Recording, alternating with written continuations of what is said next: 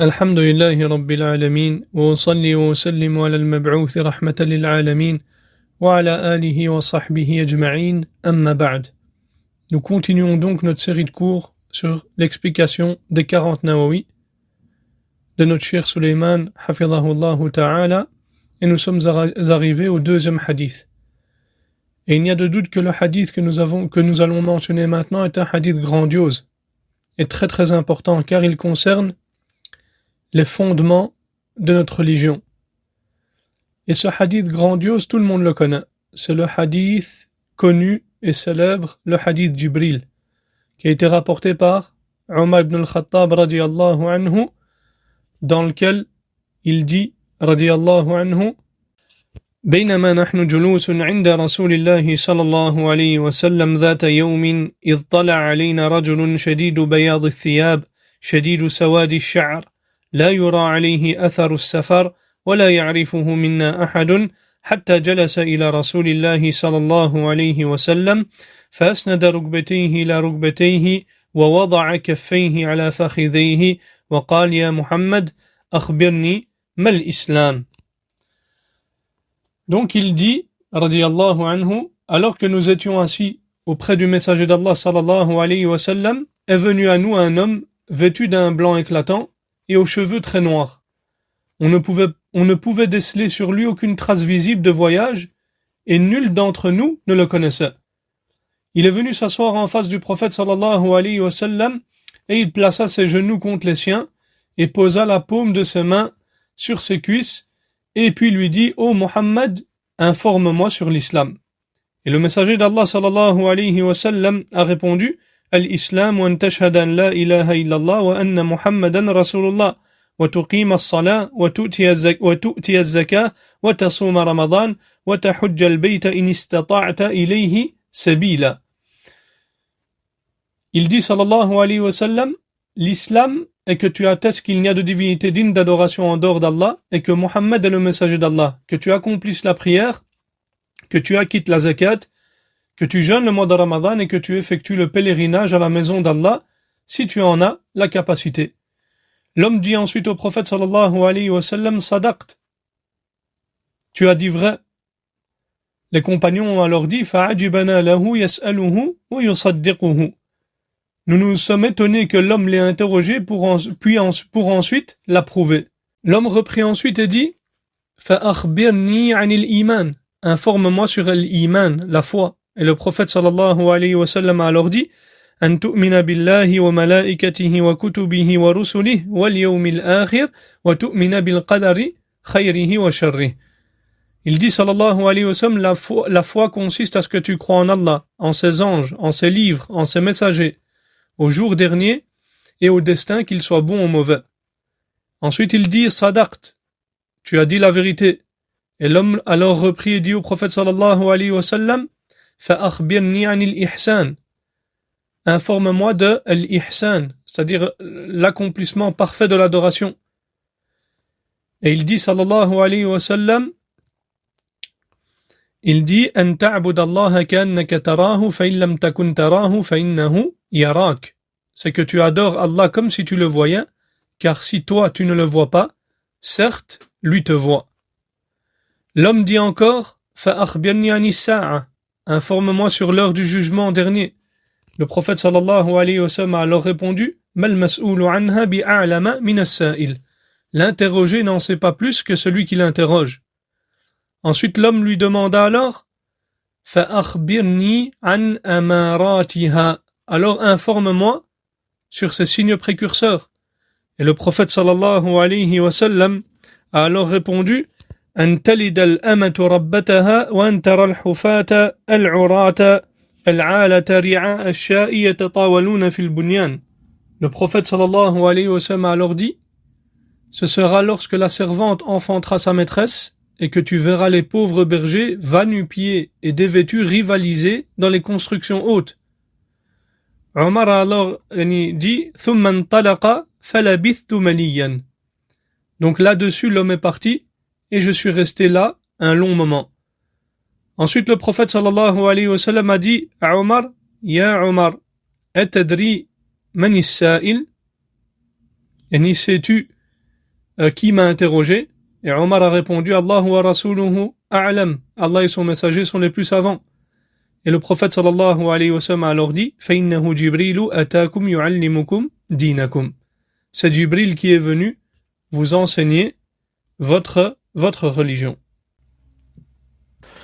Le Cheikh Suleiman nous dit هذا الحديث العظيم الجليل ذكر النووي فيه رواية عمر رضي الله عنه التي انفرد بها مسلم وعدل عن رواية أبي هريرة رضي الله عنه التي اتفق عليها الشيخان لأن رواية عمر رضي الله عنه للحديث أكمل وأتم أو أكمل وأتم والحديث عظيم المتن وجليل القدر عظمه العلماء. Qu'est-ce qu'il nous dit, Cheikh Suleiman, ici, Hafidhahullah? Il dit, ce hadith, donc grandiose et noble, An-Nawawi ici a mentionné la narration, c'est-à-dire la version de Omar radiallahu anhu, celle que Muslim a rapportée seul. C'est cette narration-là, il n'y a que Muslim qui l'a rapportée. Plutôt que la narration de Abi Hurayrata radiallahu anhu, sur lesquelles les deux cheikhs l'ont rapporté, c'est-à-dire le Bukhari et Muslim. Et ils se sont accordés sur cette narration-là, celle d'Abi Hurayra radiallahu anhu. Et pourquoi ici An-Nawawi a rapporté la narration de Omar ibn al-Khattab radiallahu anhu? Parce qu'elle est plus complète. Le cheikh nous dit ensuite وقال القرطبي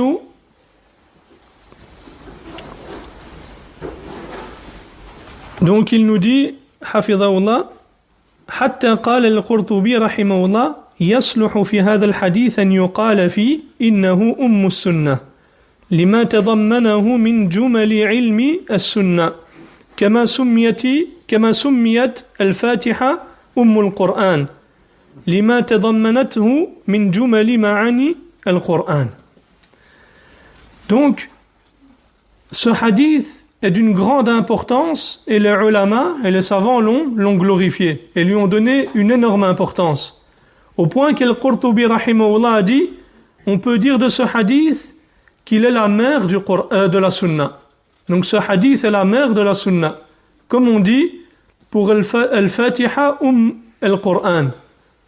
Et pourquoi? Parce que ce hadith renferme les fondements de la science de la sunna.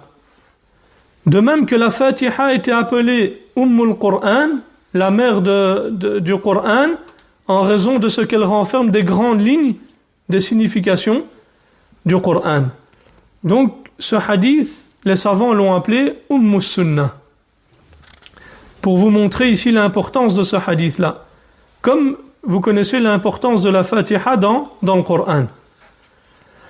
Le cheikh nous dit ensuite وهذا الحديث فيه معالم الدين التي فصلت في بقية الأحاديث. Et ce hadith contient les repères fondamentaux de la religion qui ont été détaillés dans le reste des hadiths. Donc ce hadith grandiose et d'après l'ensemble des narrations authentiques qui ont été rapportées, nous enseigne et nous apprend que notre prophète sallallahu alayhi wa sallam s'asseyait avec ses compagnons avec humilité et modestie, sans se distinguer d'eux par quoi que ce soit. Donc qu'est-ce qu'ils ont fait les sahaba?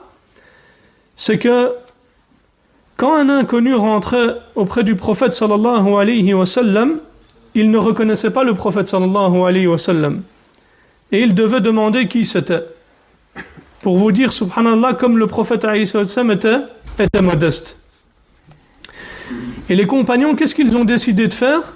Ils ont décidé de lui construire une chose pour qu'il puisse s'asseoir sur celle-ci. Et ils ont alors construit pour le prophète sallallahu alayhi wa sallam une estrade en argile, c'est-à-dire une sorte de plateforme surélevée, pour que le prophète alayhi sallam puisse se présenter aux gens et qu'il puisse s'asseoir dessus. Ensuite, il nous dit فلما كان جالسا عليه ذات يوم والصحابة رضي الله عنهم حوله وبينما هم كذلك إذ طلع عليهم رجل لا يعرفونه شديد بياض الثياب فثيابه بيضاء والثياب البيضاء من أفضل ما يلبس. Donc ici le cheikh, qu'est-ce qu'il nous dit? Hafidhahullah. Il dit, un jour alors que le prophète alayhi salam était assis, entouré de ses compagnons, radiyallahu anhum, un homme qu'il ne connaissait pas, donc s'est présenté à eux. Et ses vêtements, les vêtements de cet homme-là étaient d'un blanc éclatant. Et le cheikh nous dit ici, la première faïda, c'est que le blanc, c'est-à-dire les vêtements blancs de couleur blanche, font partie des meilleurs habits. En raison de la parole du prophète sallallahu alayhi wa sallam, il dit ilbasu al-bayad min thiyabikum fa innaha min khayri thiyabikum wa kaffinu biha mautakum. Donc le prophète sallallahu alayhi wa sallam a dit portez des vêtements blancs car ce sont vos meilleurs habits et recouvrez-en vos morts. وهذا الرجل كان شديد سواد الشعر وجاء في رواية صحيحة أنه كان شديد سواد اللحية. Et cet homme donc avait les cheveux d'un noir intense, donc les cheveux très noirs. Et dans une autre version, il a été rapporté qu'il avait également une barbe très très noire. Et cela prouve quoi, Yahiroua? Cela prouve que c'était quelqu'un un shab, qu'il était jeune, et que ce n'était pas qu'une personne âgée. Et qu'il n'avait pas de cheveux blancs apparents. ولا يظهر عليه أثر السفر ومع ذلك لا يعرفه أحد من أهل المدينة فكان الرجل غريبا وكان حاله عجيبا فمع أن المسافر يظهر عليه أنه أشعث أغبر ويظهر عليه التعب لكن هذا لم يظهر عليه إذن هو ليس مسافرا. Donc il nous dit le cheikh, et on ne voyait aucune trace de voyage sur cet homme-là. Et pourtant, personne parmi les gens de Médine le connaissait. Et comme vous savez, Yahiroua, c'est qu'à l'époque du prophète, les gens qui voyageaient, c'était pas comme maintenant. C'est de manière générale, quand ils voyageaient, ils avaient les cheveux poussiéreux, ils étaient fatigués. Et ils présentaient des signes de fatigue. Mais lui, subhanallah, il n'avait rien de tout cela. Et il n'avait rien de tout cela qui apparaissait donc sur lui. Donc, ce qui est sûr, c'est que ce n'était pas un voyageur. وَلَا يَعْرِفُهُ أَحَدٌ مِنْ أَهْلِ الْمَدِينَةِ إِذَنْ هُوَ لَيْسَ مِنْ أَهْلِ الْمَدِينَةِ. Donc également, personne parmi les gens de Médine ne le connaissait. Donc on peut dire également qu'il ne faisait pas partie des gens de Médine.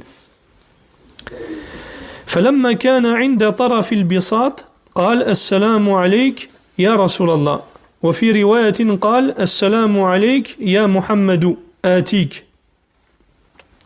يعني آتي إلى جوارك وفي رواية أدنو فقال النبي صلى الله عليه وسلم أدنو. Donc quand il s'est approché du prophète alayhi salam, il dit assalamu alayk ya Rasulallah, ô messager d'Allah. Et dans une autre version, il dit assalamu alayk ya Muhammad. Est-ce que je peux venir? Et est-ce que je peux m'approcher de toi? Et dans une autre narration, il dit est-ce que je peux m'avancer? Et le prophète sallallahu alayhi wa sallam lui a alors dit avance. Et donc il s'est avancé, il s'est assis à côté du prophète sallallahu alayhi wa sallam. ووضع كفيه هو على فخذيه وهذه جلسة المتأدب أمام العالم.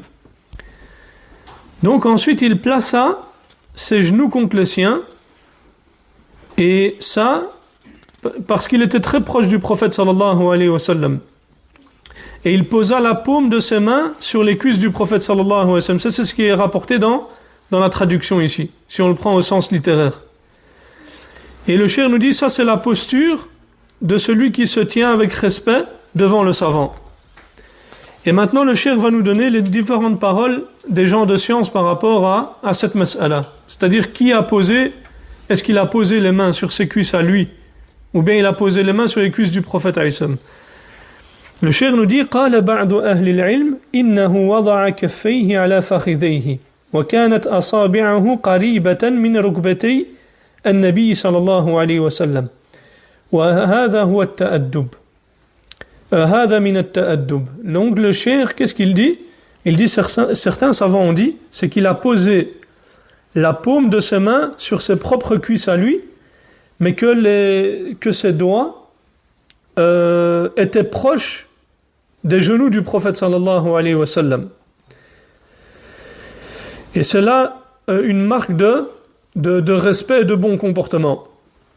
Et d'autres savants ont dit إنه وضع كفيه على ركبتي النبي صلى الله عليه وسلم وهذا ليوهم الصحابة أنه من الأعراب وأن فيه جفاء حيث وضع كفيه على فخذي النبي صلى الله عليه وسلم.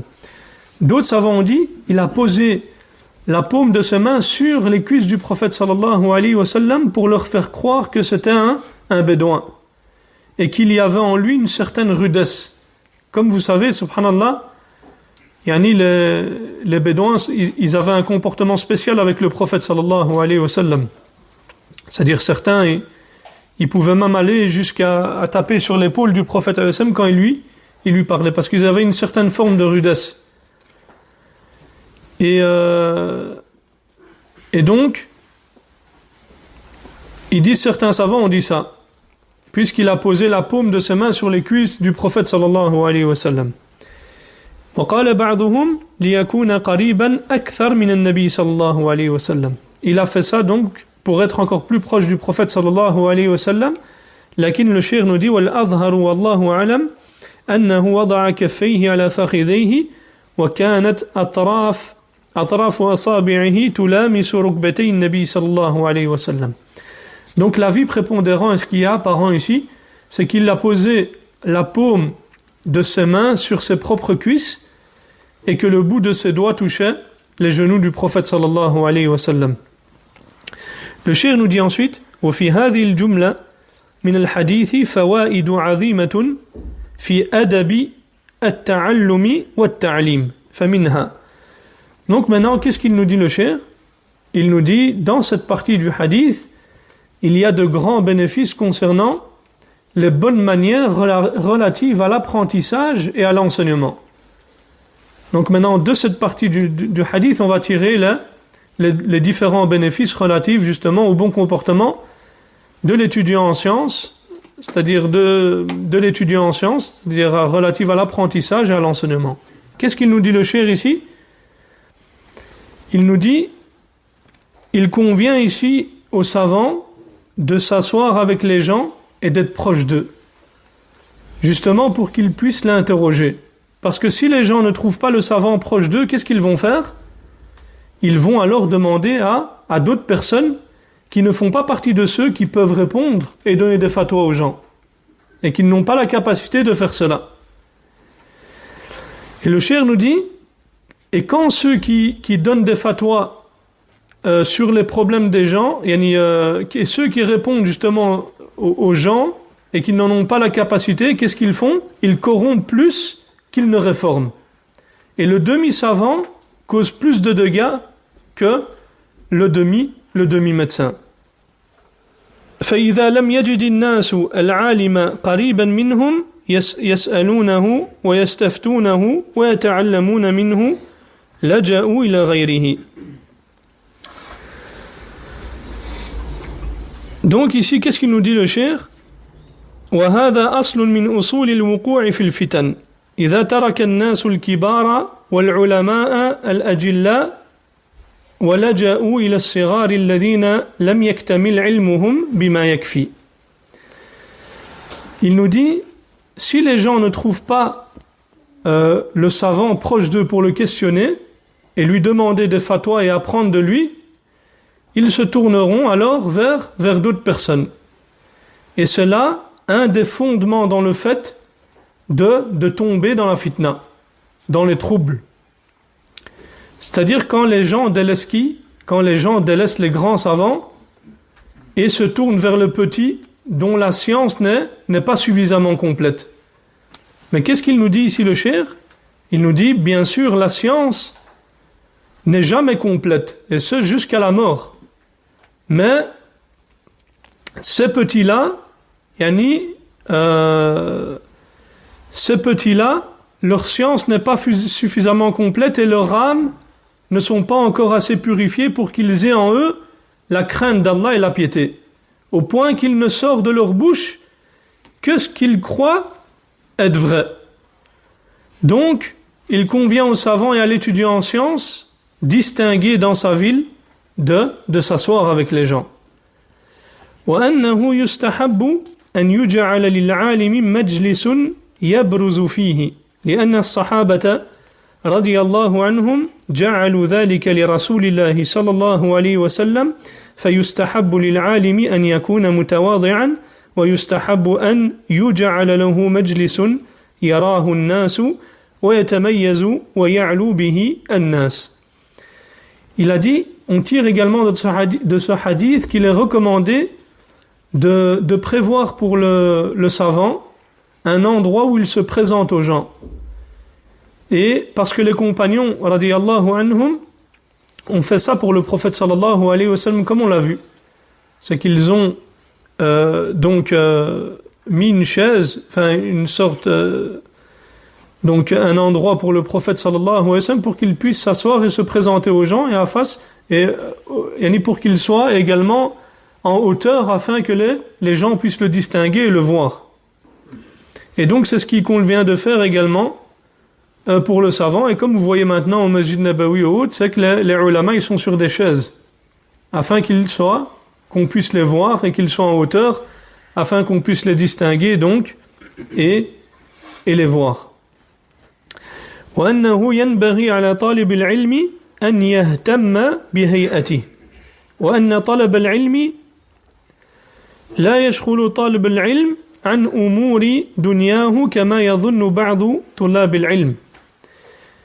Et qu'est-ce qu'il dit également? Il convient également à l'étudiant en sciences de prendre soin de son apparence. Et il faut savoir que la recherche de la science n'empêche pas l'étudiant de s'occuper des affaires de sa vie d'ici-bas, contrairement à ce que certains étudiants pensent.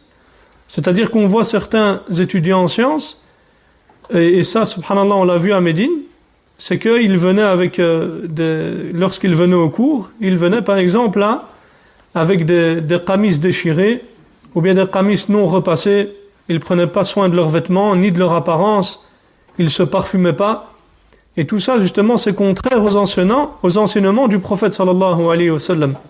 D'ailleurs il a été rapporté que l'imam Malik, avant chaque assise, il mettait ses plus beaux vêtements et il mettait son meilleur parfum.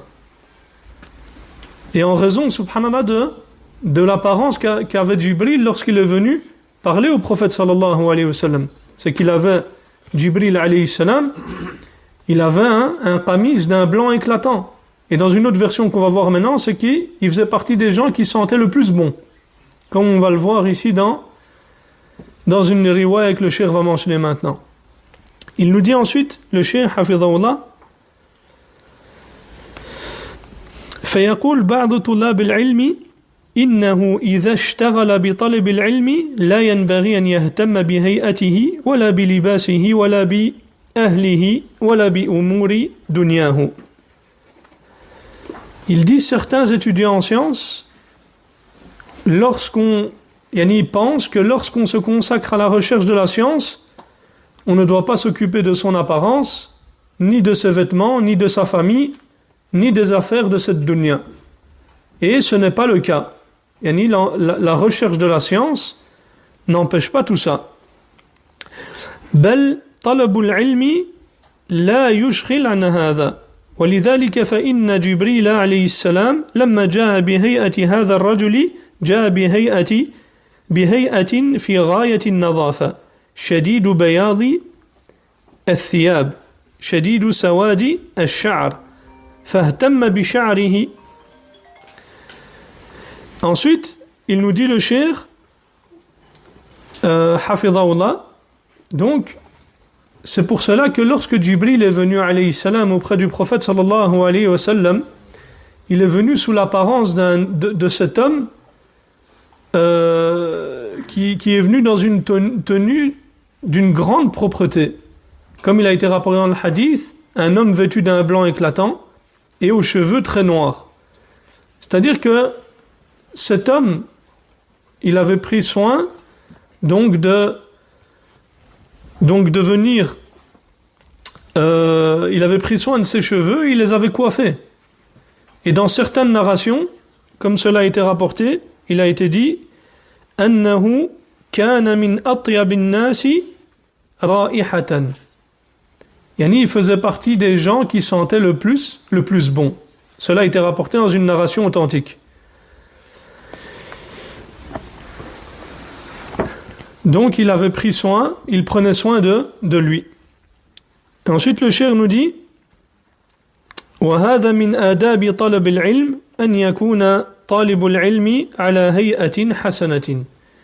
Et donc c'est là l'une des bonnes manières dans la recherche de la science, relative à la recherche de la science et donc à la recherche de la science, que l'étudiant en sciences prenne soin de son apparence et la soigne. Le cheikh nous dit ensuite حفظه وأنه يستحب لطالب العلم أن يقترب من العالم ما استطاع إلى ذلك. Il est également recommandé à l'étudiant en sciences de se rapprocher du savant autant qu'il peut. Il dit فإن جبريل عليه السلام لما جاء في هيئة هذا الرجل استأذن النبي صلى الله عليه وسلم أن يأتيه حتى جلس بجواره مباشرة. وفي هذا أن القرب من العالم قربه. Qu'est-ce qu'il nous dit le cheikh ici, حفظه? Il nous dit donc, car lorsque Jibril alayhi salam est venu sous l'apparence de cet homme, il a demandé la permission au prophète sallallahu alayhi wa sallam de s'approcher, jusqu'à s'asseoir directement à côté ou en face de lui. Et comme on l'a dit, il a mis ses genoux contre les genoux du prophète sallallahu alayhi wa sallam, ses mains sur ses cuisses, jusqu'à ce que ses doigts touchent les cuisses du prophète sallallahu alayhi wa sallam. Et cela montre quoi? Que le fait de se rapprocher du savant est en soi une bonne chose. Et le fait que les étudiants en sciences se concurrencent dans cela avec respect pour se rapprocher des savants, c'est là l'une des bonnes manières relative à la recherche de la science. Et c'est un signe de bien et l'un des signes de l'empressement à prendre la science directement des savants. Mais cela doit être fait avec adab.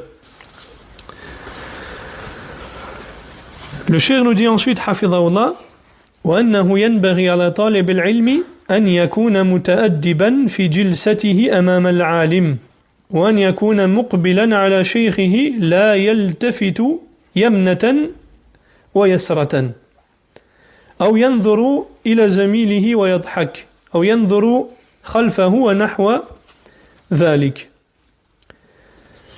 Le cheikh nous dit il est également recommandé à l'étudiant en sciences, et il convient à l'étudiant en sciences d'adopter une bonne tenue en s'asseyant devant le savant. Et il doit être tourné vers son cheikh sans regarder à droite ni à gauche, sans regarder également la personne à côté de lui ou son ami en rigolant, ni regarder ailleurs. Et la bonne manière est d'être attentif au cheikh et de l'écouter. Et Jibril alayhi salam, sous l'apparence de cet homme, a adopté justement un bon comportement et une bonne tenue dans sa façon de s'asseoir, et il s'est tourné vers le messager d'Allah sallallahu alayhi wa sallam. Le cheikh nous dit également ومن الفوائد المهمة في هذا الحديث أن نعلم أن ربنا سبحانه وتعالى على كل شيء قدير فلا يعجزه شيء في الأرض ولا في السماء. Parmi les bénéfices importants également à tirer de ce hadith, ya ikhwa, c'est qu'on sache que notre Seigneur, subhanahu wa ta'ala, est capable de toutes choses. Et rien dans les cieux, ni sur la terre n'échappe à Allah tabaraka wa ta'ala.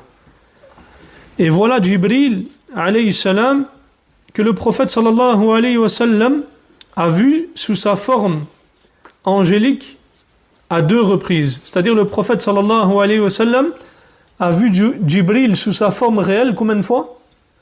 2 fois alayhi salam. فهذا جبريل عليه السلام الذي رآه النبي صلى الله عليه وسلم على هيئته الملكية مرتين وكلاهما في مكة قبل الهجرة. Donc il a vu l'ange Jibril donc sous sa forme réelle 2 fois, et cela à Mecca avant la hijra, donc avant l'émigration.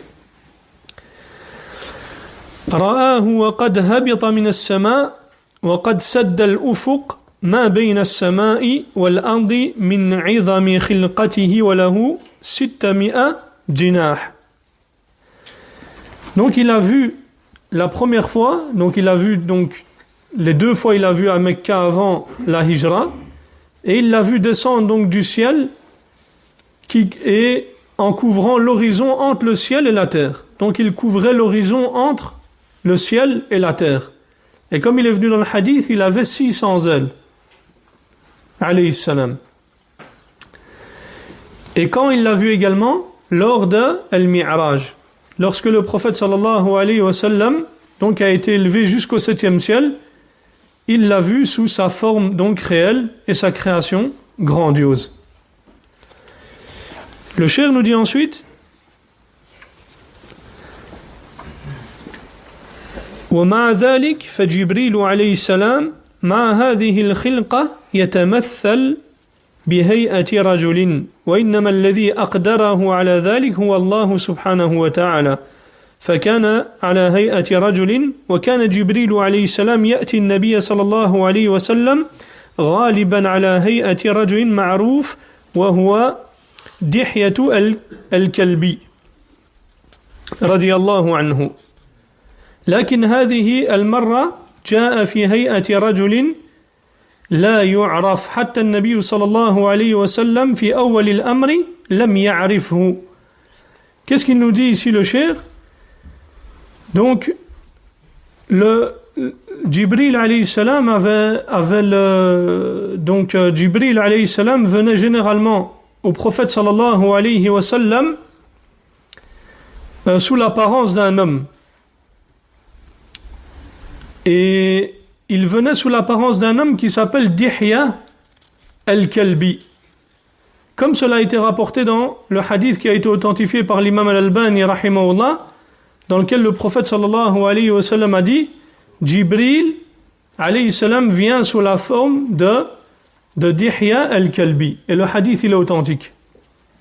Mais cette fois-ci, Jibril est venu sous l'apparence d'un homme inconnu, puisqu'on a vu, personne ne le connaissait. Ni les gens de Médine, et il n'avait aucune trace de voyage. Donc, il est venu sous l'apparence d'un homme inconnu, au point que le prophète sallallahu alayhi wa sallam lui-même ne l'a pas reconnu au début. Et donc maintenant, voilà toutes les bonnes manières que l'on a tirées ici de cette partie, de ce hadith noble et grandiose. Le cheikh nous dit ici ensuite ثم إن جبريل عليه السلام سأل النبي صلى الله عليه وسلم عن مراتب الدين فسأله عن الإسلام وعن الإيمان وعن الإحسان فبدأ بالسؤال عن الأمر الظاهر ثم سأل عن الأمور الباطنة ثم سأل عن الإيمان والإحسان ثم سأل عن الساعة وأماراتها. Donc ensuite Jibril, ya ikhwa, a interrogé le prophète sallallahu alayhi wa sallam sur les différents degrés de la religion. Il l'a interrogé sur l'islam, il l'a interrogé sur la foi, et il l'a interrogé sur al-ihsan, donc l'excellence. Et il a commencé par ce qui est apparent. Puis il l'a interrogé sur les choses cachées, al-batina. Comme on va voir la différence entre ces deux choses-là après. Puis il l'a interrogé donc sur la foi et ensuite sur l'ihsan. Et puis il l'a interrogé sur l'heure et ses signes. Et Jibril a dit alayhi salam, Ya Muhammad, akhbirni an l'islam. أي أخبرني عن حقيقة الإسلام فما حقيقة الإسلام وما هي المعالم الكبرى للإسلام وأركانه. Donc ici, qu'est-ce qu'il a demandé? Jibril est venu chez le prophète sallallahu alayhi wa sallam et lui a dit: Ô Mohammed, informe-moi concernant l'islam. Donc informe-moi sur l'islam. C'est-à-dire, informe-moi sur la réalité de l'islam. Quelle est donc la réalité de l'islam? Et quels sont ses grands repères et ses piliers?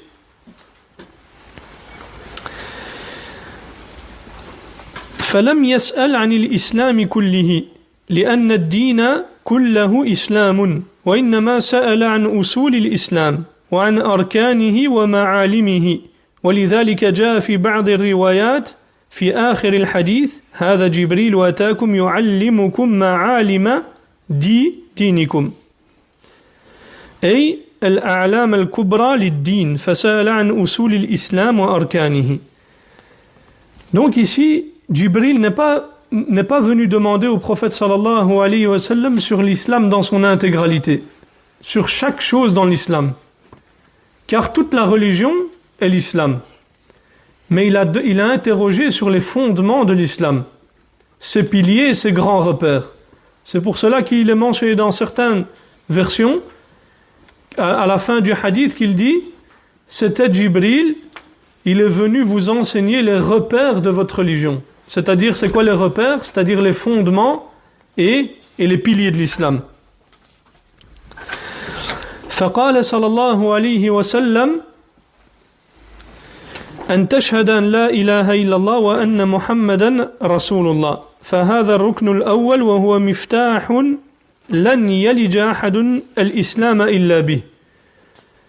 Qu'est-ce qu'il a dit, le prophète sallallahu alayhi wa sallam, quand il fut interrogé c'est quoi l'islam? Il dit: l'islam est que tu attestes qu'il n'y a de divinité digne d'adoration en dehors d'Allah et que Mohammed est le messager d'Allah. Et ça, c'est le premier pilier. Et c'est la clé sans laquelle personne n'entre dans l'islam. Il dit: an tashhada, ay tuqirra, أن تقر وتعترف بقلبك ناطقا بلسانك مصدقا ذلك بتوحيدك ولا بد من النطق باللسان إلا إذا كان عاجزا أما من كان يعتقد بقلبه ويأبى أن ينطق بلسانه فهذا لم يأتي بمفتاح الإسلام. Donc le prophète sallallahu alayhi wa sallam a dit que tu attestes. C'est-à-dire que tu affirmes et que tu reconnaisses avec ton cœur, en le prononçant avec ta langue et en le rendant véridique par ton tawhid. Et il faut absolument ici la prononciation par la langue. Il faut obligatoirement le prononcer avec la langue, sauf en cas d'incapacité. Quant à celui qui croit donc dans son cœur, mais refuse de le prononcer avec sa langue, alors cette personne-là n'est pas venue avec la clé de l'islam. Le cheikh nous dit: wal kuffaru min al-yahud wal nasara wal mushrikin aktharuhum kanu ya'taqiduna sihhata at-tawhid wa ya'taqiduna sidqa an-nabi sallallahu alayhi wa sallam lakin ma kanu yantiquna wa yuqirruna bidhalik fama kanu muslimin. فلا بد من النطق باللسان إلا عن عجز ولا بد من تصديق ذلك بالتوحيد والبراءة من الشرك. Donc qu'est-ce qu'il nous dit ici le cheikh? Il nous dit: les mécréants parmi les juifs et les chrétiens ainsi que les polythéistes, la plupart d'entre eux croyaient et reconnaissaient la justesse du tawhid et la véracité du prophète sallallahu alayhi wa sallam. Mais ils ne le prononçaient pas avec leur langue et ne le reconnaissaient pas. Et ils n'étaient donc pas considérés comme étant des musulmans. Et la prononciation avec la langue est donc obligatoire sauf en cas d'incapacité, et cela doit être confirmé par le tawhid et le désaveu du shirk. فلو جاءك إنسان وقال أشهد أن لا إله إلا الله وهو يعبد غير الله أو ما جاء بالشهادة أو نطق اللسان ولم يوحد الله بالعبادة فلا تصح منه فلا بد من هذه الأمور. Le cheikh nous dit, si quelqu'un vient te dire La ilaha illallah, il dit La ilaha illallah, mais il adore autre qu'Allah. Ou également, il dit La ilaha illallah, mais il ne vient pas avec l'attestation complète. Il ne dit pas Ashhadu an la ilaha illallah ou Ashhadu anna Muhammadan Rasulullah. Ou bien qu'il la prononce avec la langue sans monothéiser Allah tabaraka wa ta'ala dans l'adoration. Alors cette attestation n'est pas valable. Elle n'est pas valable. Il faut impérativement venir avec toutes les choses qu'on a mentionnées. Donc, an la ilaha illallah, al-ilah huwa al-ma'boud. Wa ma'na hadhihi al-jumla an la ma'boud bihaqqin illallah. أو لا معبود حق إلا الله فالمعبودات كثيرة لكن المعبود بحق واحد وهو الله وكل معبود من دون الله فهو معبود بالباطل. Donc ici il dit, le prophète sallallahu alayhi wa sallam, quand il a mentionné qu'est-ce que l'islam, il a dit le fait d'attester qu'il n'y a de divinité digne d'adoration en dehors d'Allah. Et ici al-ilah, la ilaha, al-ilah c'est celui qui est adoré. Et le sens de cette phrase, c'est quoi? C'est la ma'bouda bihaqqin illallah. Il n'y a de divinité digne d'adoration, si ce n'est qu'Allah.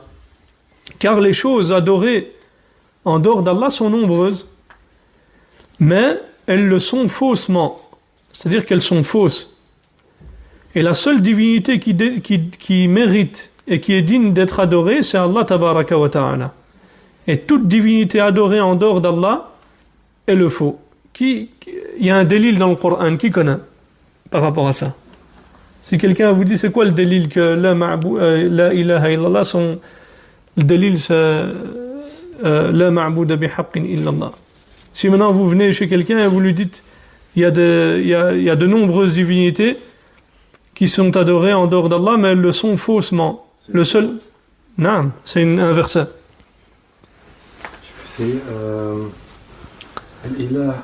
يعني سجد كل معبود والدليل هو الذي في السماء إلا هو في الأرض. لا ça c'est autre chose.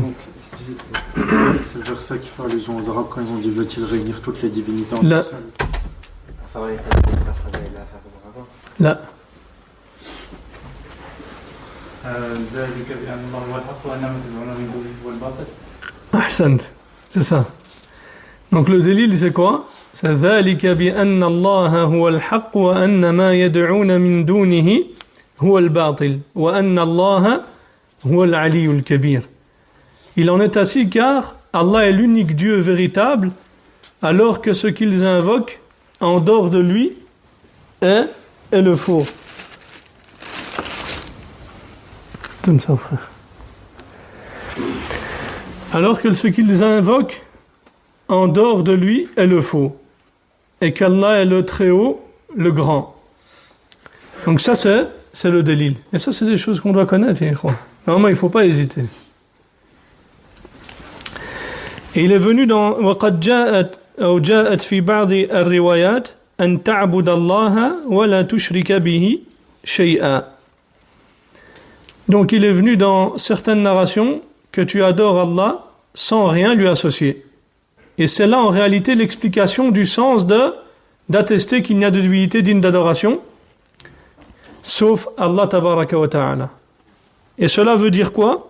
أن تعبد الله وحده فليس لأحد شيء من عبادتك لا ملك ولا نبي ولا ولي ولا غير ذلك بل عبادتك كلها لله تعالى صغيرها وكبيرها فلا تعبد إلا الله ولا تجعل بينك وبين الله وسائط فعبادتك لله تعالى والشرك أن تجعل لله ندا وهو خلقك. Le cheikh, qu'est-ce qu'il nous dit? Il nous dit, c'est-à-dire, donc, d'attester qu'il n'y a de divinité digne d'adoration si ce n'est qu'Allah, c'est que tu adores Allah tabaraka wa ta'ala seul. Personne d'autre n'a droit à ce que tu lui voues une chose de ton adoration. Ni un ange, ni un prophète, ni un saint, ni quiconque d'autre, ni un wali. Donc ton adoration doit être vouée à Allah tabaraka wa ta'ala seul, que ce soit les petites adorations ou les grandes. Donc tu n'adores qu'Allah tabaraka wa ta'ala. Et tu ne mets pas d'intermédiaire entre toi et Allah. Ton adoration est pour Allah.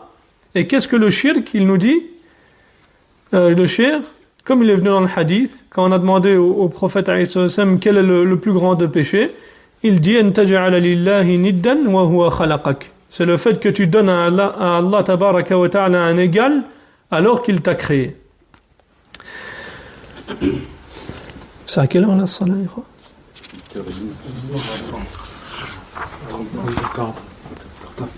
Continue ou là? On continue un peu, quoi. Hein? Ou vous êtes fatigué? Ensuite, il dit وَأَن تَشْهَدَ أَنَّ مُحَمَّدًا رَسُولُ اللَّهِ. Donc maintenant, on est arrivé à la deuxième partie de l'attestation de foi, et que Mohammed est le messager d'Allah. Et أن تقر وتعترف بقلبك ناطقا بلسانك مصدقا بحالك أن محمدا ابن عبد الله رسول الله.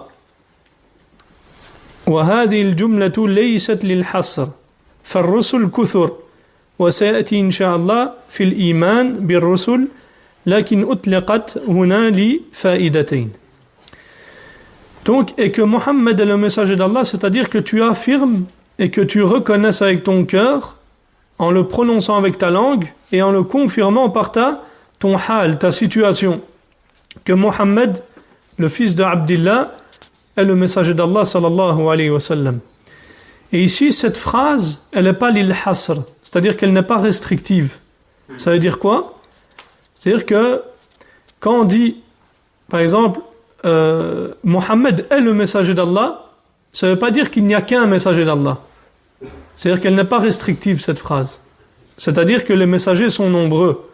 Et ça, on va le voir là quand on va mentionner l'iman bir rusul, la foi aux messagers, aux prophètes. Mais ici, cela a été mentionné pour deux raisons, le cheikh nous dit. Al-fa'idatul ula, ou donc pour deux bénéfices.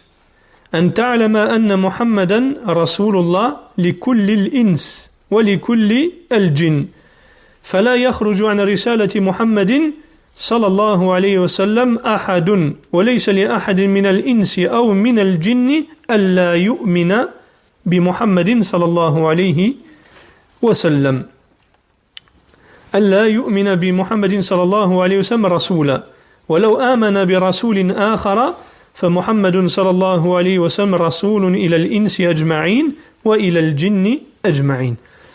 Donc le premier bénéfice, pourquoi cela a été, donc on dit وأن محمدا رسول الله, c'est pour que tu saches que Muhammad sallallahu alayhi wa sallam est le messager d'Allah envoyé à tous les hommes et à tous les djinns. Et personne n'échappe à la mission de Muhammad sallallahu alayhi wa sallam. Et il n'est permis à aucun être humain ni aucun djinn de ne pas croire au prophète Muhammad sallallahu alayhi wa sallam comme messager, même s'il croit en un autre messager. Par exemple, si maintenant on a quelqu'un qui dit moi je crois à tous les prophètes, mais je ne crois pas au prophète Muhammad sallallahu alayhi wa sallam, est-ce qu'il est musulman?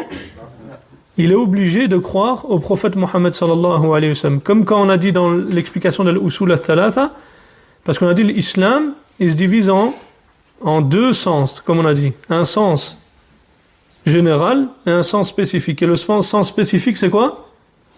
C'est ce avec quoi est venu le prophète Muhammad sallallahu alayhi wa sallam. Et ce avec quoi est venu le prophète Muhammad sallallahu alayhi wa sallam a abrogé toutes les religions antérieures, toutes les législations antérieures. C'est-à-dire que toute personne maintenant qui entend parler de Muhammad sallallahu alayhi wa sallam et du Coran doit croire en Mohammed sallallahu alayhi wa sallam.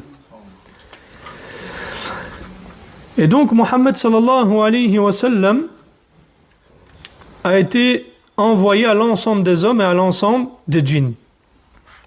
La deuxième raison, ya ikhwa, أن تعلم أنه لا رسول بعده فلن يقال لأحد بعده رسول الله وعيسى عليه السلام عندما ينزل سيكون على دين محمد صلى الله عليه وسلم فهو خاتم النبيين والمرسلين صلى الله عليه وسلم.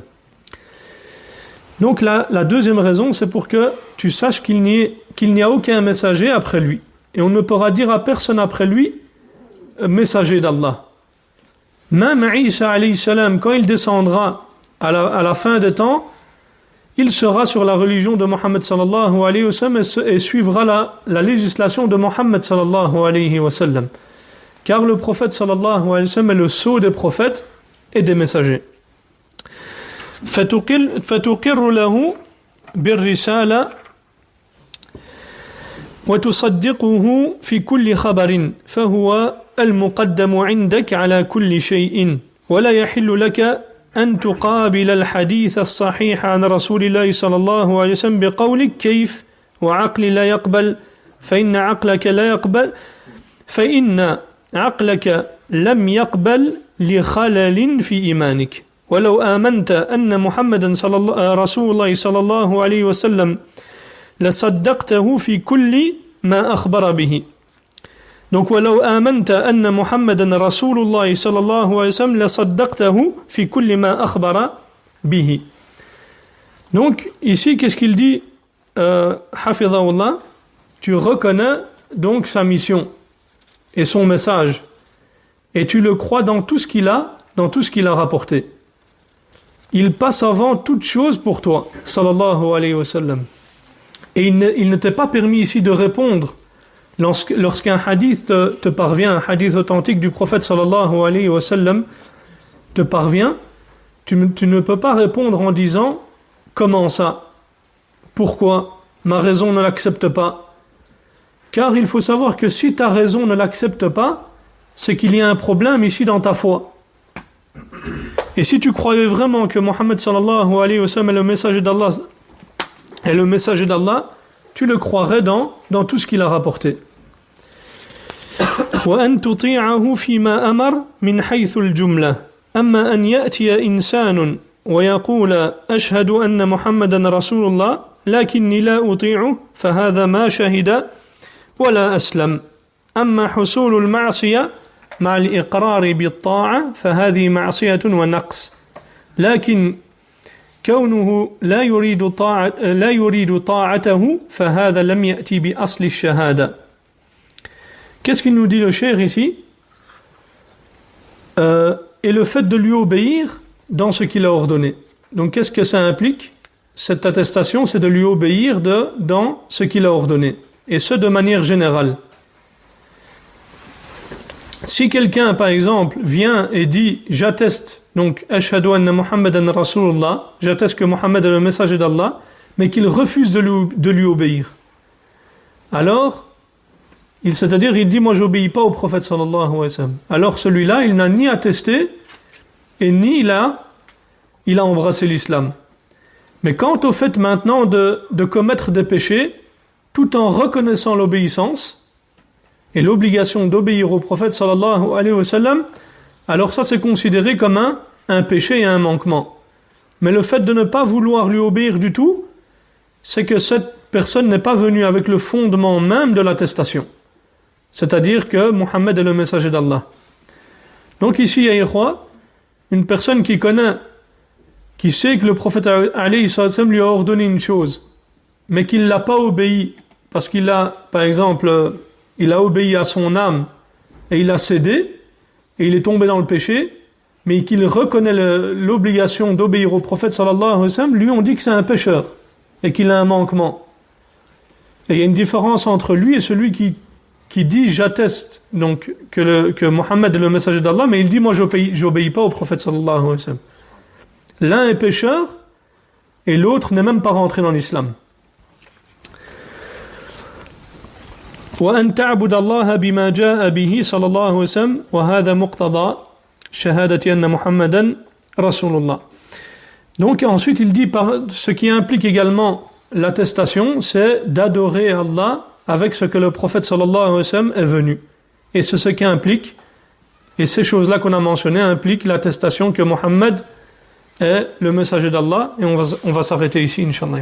هذا وصلى الله على نبينا محمد وعلى آله وصحبه وسلم جزاكم الله خيرا.